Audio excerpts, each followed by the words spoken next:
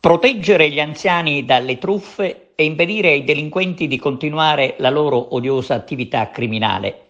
Ci ha pensato l'Arma dei Carabinieri ad avviare una importante campagna di comunicazione a tutela della popolazione fragile, quella maggiormente colpita dai truffatori.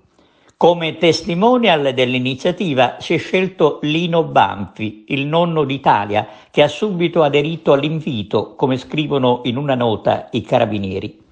Il messaggio con uno degli attori più amati è un'ottima scelta per arrivare nelle case degli anziani vulnerabili alle truffe.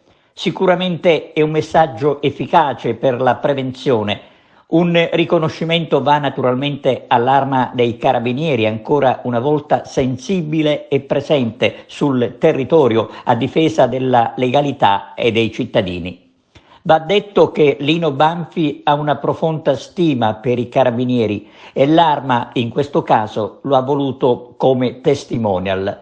Lo spot si conclude con l'invito a chiamare il 112, ad avere cioè la massima fiducia negli uomini dell'Arma per averla insomma vinta contro i malviventi. Questo è Vincenzo, mio cugino, ha chiamato l'avvocato, ha detto io sono l'avvocato di suo figlio, deve pagare la cauzione, se no domani va in galera. E lui ha pagato. Maledetti.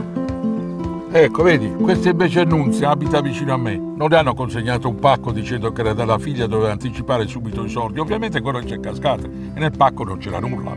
Queste sono le cose che a me mi fanno, capito? E questo sono io. Sai che hanno telefonato pure a me? Hanno detto c'è una fuga di gas. Io dico lasciatelo fuggire, tanto poi i carabinieri lo arrestano.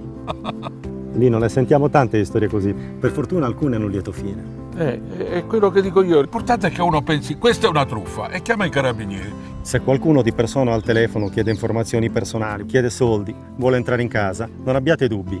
Chiamate l'112. Noi possiamo aiutarvi. Oh, aprite bene gli occhi,